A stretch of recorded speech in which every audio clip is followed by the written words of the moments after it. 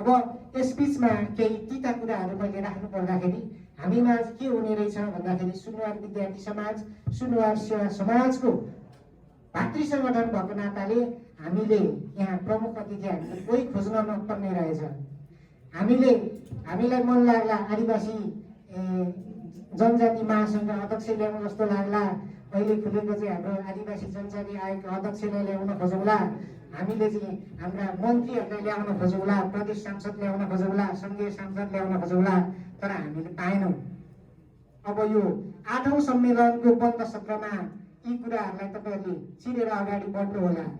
र यसै बिचमा हाम्रा अर्को समस्या के आयो भने सुनुवार विद्यार्थी छात्रवृत्ति अक्षयकोष स्थापना हुँदै गर्दा त्यो 5औं सम्मेलनको घडीमा लाग्छ मलाई अध्यक्षज्यू आज उपस्थित हुनुहुन्न हाम्रो मानवीर सुनुवारज्यू, त्यसै गरी सुनुवार बचत तथा ऋण सहकारी संस्थाका अध्यक्षज्यूलाई पनि मैले यहाँ देख्दिनँ, निमन्त्रणा गर्नुभएको थियो होला।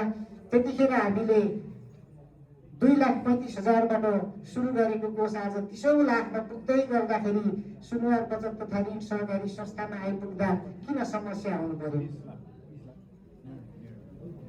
त्यो समस्यामा तपाईँ हामी सबैजना एकजुट हुनु जरुरी छ। सुनुवार बचत तथा ऋण सहकारी हाम्रै भवनमा छ। सुनुवार बचत तथा ऋण सहकारी नाफामूलक संस्था हो। उसले एक हिसाब सुनुवार विद्यार्थीहरूलाई बुझाउनु पर्ने हुन्छ, नभए सुनुवार सेवा समाज, सुनुवार विद्यार्थी समाजको संरक्षक छ, उसलाई बुझाउनु पर्ने उसको दायित्व हो। किन बुझाउनु सकेन? तपाईँहरूले बन्द सत्रमा यो कुरालाई पनि अगाडि लिएर जानु होला। मैले यो कुरा तपाईँहरूमा आज राखेँ। अब